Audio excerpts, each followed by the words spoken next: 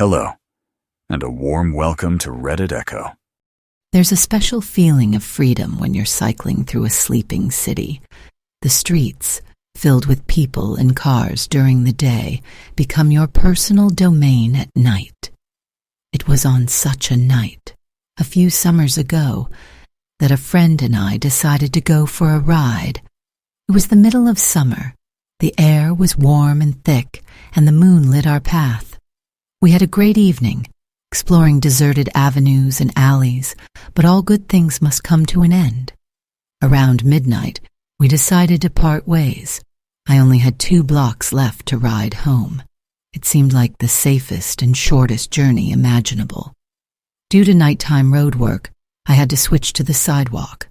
I didn't think much of it. The streets were completely empty. In my neighborhood, this was common. I was riding, enjoying the silence and looking forward to getting to my apartment. I had no idea that these last 2 minutes of my journey would become some of the most unsettling of my life. The turn onto my street was just ahead, and that's when I saw him. Up ahead, on the narrow sidewalk, a man was walking. He was in his 40s with scruffy facial hair, dressed rather ordinarily, not like a homeless person, but more like someone who had just stepped out for a walk. The sidewalk was too narrow to pass him silently. I didn't want to startle him by approaching from behind unexpectedly. After all, any sudden sound at night can cause panic. I decided to alert him to my presence. When I was a few meters behind him, I said calmly and clearly, "Excuse me, coming through behind you." He turned around, and it wasn't just a look. It was a look of pure, silent rage. His eyes seemed to burn right through me. There wasn't a trace of fear in them, only aggression. In that moment, an icy shiver ran down my spine. I immediately turned onto my street, trying not to show fear, but every fiber of my being was screaming danger. I hoped he would just ignore me, but as soon as I turned the corner, I heard his voice. At first, it was just a loud shout, but within seconds it escalated into a furious scream.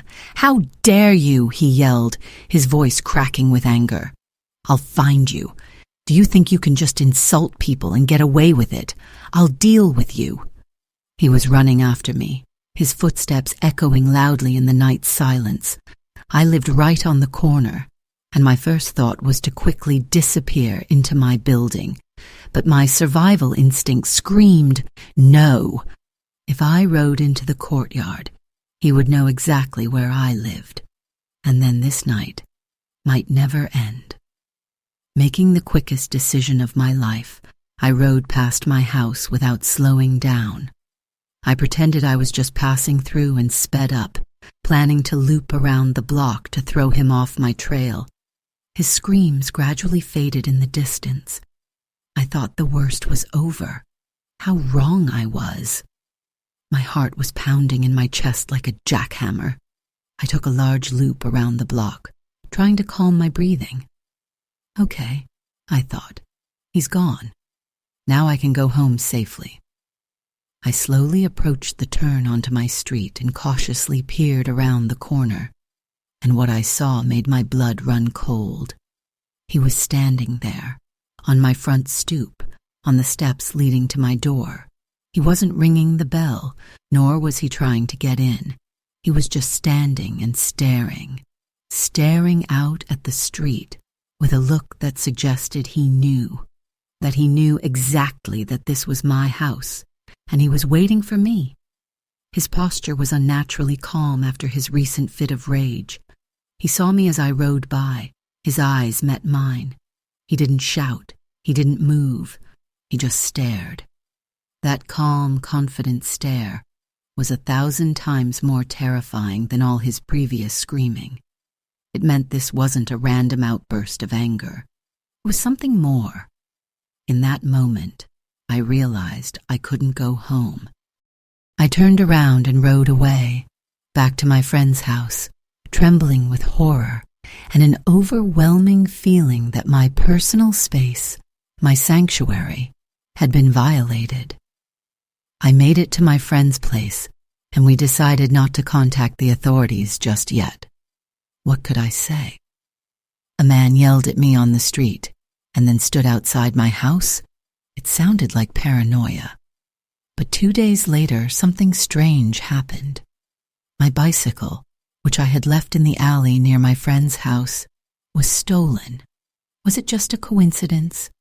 Or was it one last ominous reminder of that night? This story taught me that danger doesn't always look the part.